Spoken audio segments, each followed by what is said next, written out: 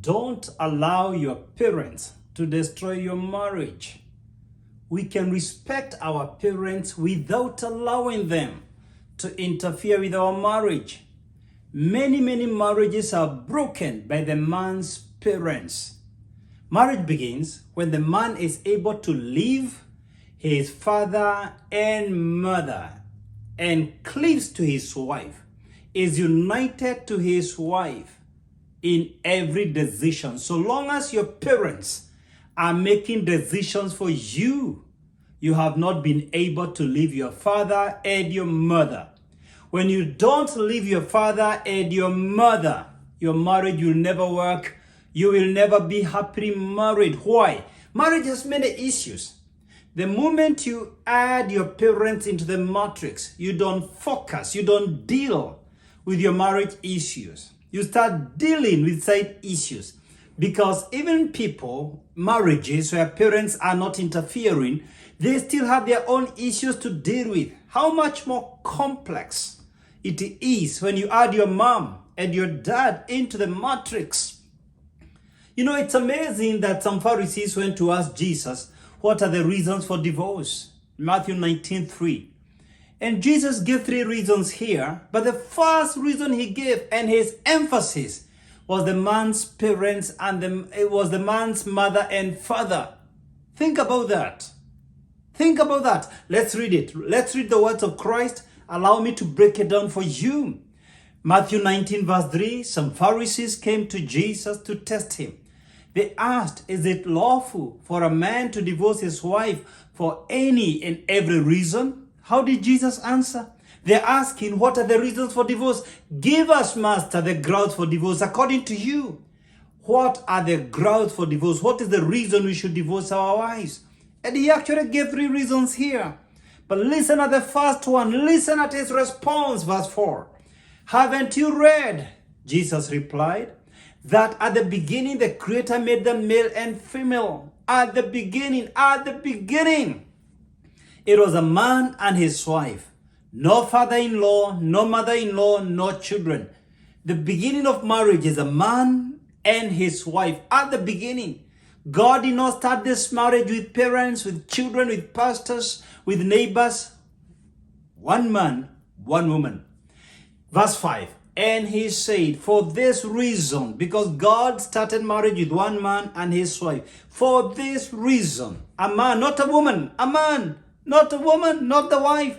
A man will leave his father and mother and be united to his wife. And the two will become one flesh.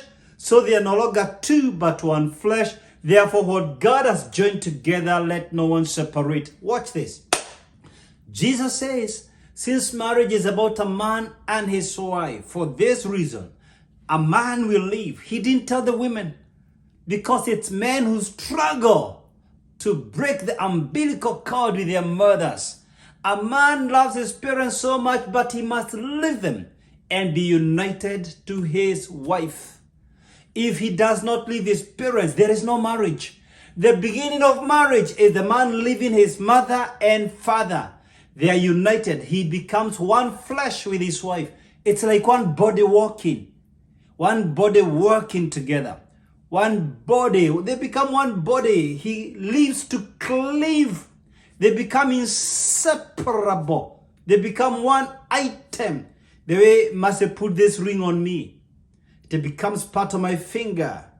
He lives to cleave. The beginning of marriage is when the man is able to leave his parents and join his wife. And then Jesus warned, so therefore what God has joined together, let not the man's mother separate.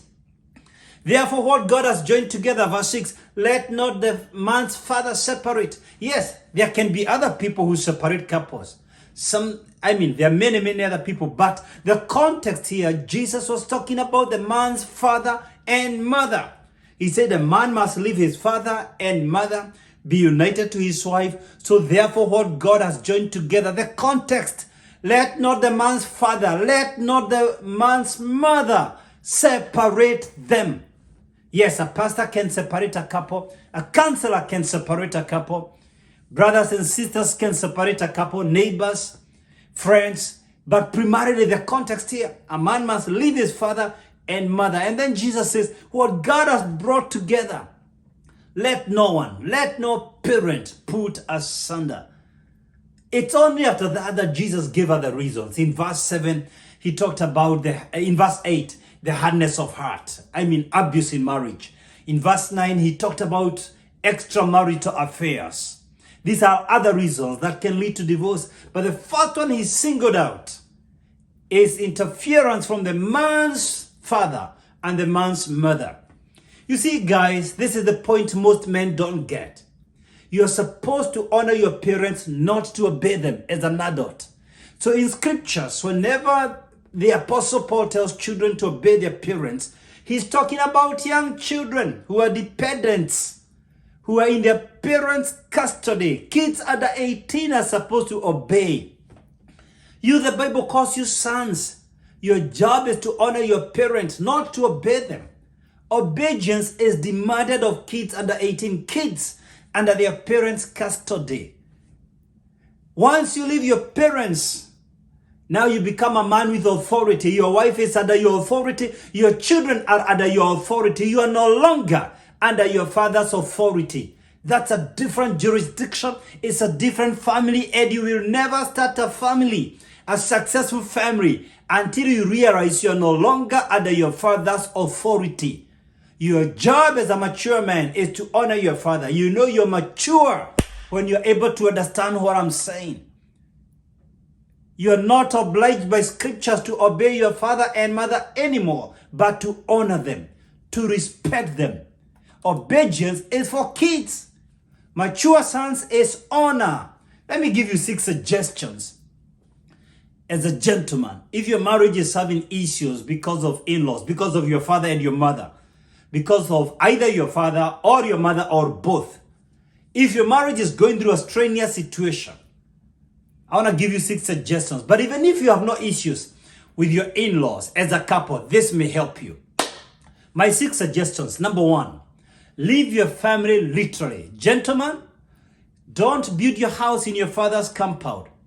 If you can, if you have the ability, if you have the means, literally leave. Jesus said, therefore a man shall leave his father and mother. And I'm saying leave literally. Unless you don't have the financial capacity, leave. Number 2, my second suggestion, don't host your parents in your house. They can visit like any other visitor. If you have an alternative, if you're well able, don't host them in your house. It will be a source of chaos. And in most cases, hosting parents is a choice. How are they living before you got married? How are they able to raise you up? Yes, sometimes we are forced to keep our parents at home. They may be unwell. We need to take care of them. That's part of honoring them.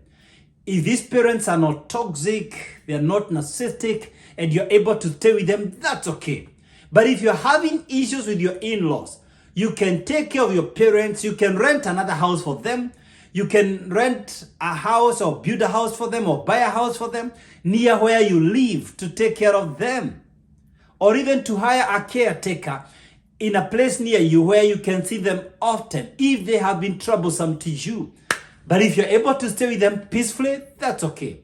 But my suggestion is, as much as it is practically possible, don't host them. Jesus said, a man shall live. This is not my invention. These are not my thoughts. These are the words of the Lord. And he was quoting Genesis 2. A man shall live. So you can't be in the same house that you have left. You can't be in this bedroom and your father and mother in the next bedroom and you have left. I was counseling a couple the other day, and the mother-in-law was so mannerless. She would interfere with them when they were making love. Think about that. She would knock and tell them this is not the time. What a shame. What a shame. You know what? Couples reach out to me from all over the world for online counseling from different continents. I know what I'm talking about. One of the top 3 issues why marriages are collapsing is the man's father or the man's mother or both.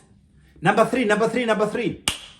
Never discuss money matters with your parents. Yes, I used a strong term, never. Money matters is a private affair between you and your wife. Support your parents, but money matters. What you're going to do, the houses you're going to buy, or a car, or school fees, where you're taking your children to school, that's your business with your wife. If you are a mature man, work with your partner. She is your life partner. Your mom, your dad are not your life partner. Come on. You now have a life partner to make life decisions with. It is your life partner you should make decisions with about where to buy your house, where to stay, where to live, how to invest, which school to take your kids. That's a business between you and your life partner. Number 4, don't consult your parents if they are the controlling type. If your parents are mature and they don't interfere with your marriage, you can consult them like anyone else. But if your parents are the controlling type, surround yourself with like-minded couples. Consult other couples, your peers, people you're able to read from the same frame of reference. People you're able to have a similar mindset, a similar paradigm. Folks who see things from your perspective. Yes, I'm talking about guys with similar values like yours. Yes, your parents don't have a monopoly of ideas. If they have been interfering with your marriage, you need to desist from consulting them because that's giving them a leeway to destroy your marriage. Number 5, always visit your home with your wife. I never ever visit my dad or my mom without my mercy, and they have learned that. And she never goes to see her parents without me. If I want to send my parents money, Mercy sends them. If she wants to send her parents money, I send them. We trained our parents both sides. No one can come between us. So don't visit your parents when you are alone. Let your parents know. The two of you are inseparable. You are one item. It is your job as a man to form a hedge, a protection around your family. Your maturity is measured in one way, by how much you're able to protect your family. It is your responsibility. One of the responsibilities of a husband is to protect his wife and children from external interference. Number 6, my 6th suggestion. Support your parents if they are needy. If your parents are needy, support them. This is part of honoring your parents. If they are not needy, still visit them. Go over Christmas with gifts, whether they are needy or not. Visit them over Easter, whenever you can, as often as you can. Visit your parents, buy them gifts, surprise them with nice gifts, birthday parties. Treat them well, honor them. And if they are needed, they need your mother's support, support them. That's biblical. It's actually a command to honor our parents. But supporting them does not mean them staying with you. So if they are needed, support them. If they are not needed, they are affluent, they have the means, you still give them gifts. You don't buy people gifts because they are needy. You buy them gifts to honor them, to make them feel good and happy and excited and needed and loved and honored. I want to suggest to you, get this book, if you can. Marriage Works, The 3 Secrets of My Marriage.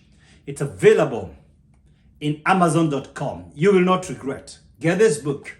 And please, if this video helped you, give me a comment. Let me know your thoughts. Share your thoughts, share your ideas and your suggestions as a comment in this video. And kindly subscribe to my YouTube channel. Just click subscribe and then click the notification bell to get notified when I upload new videos. I upload new videos every week. You don't want to miss out on my latest videos. I wish you the very best in your marriage. Thank you and God bless you.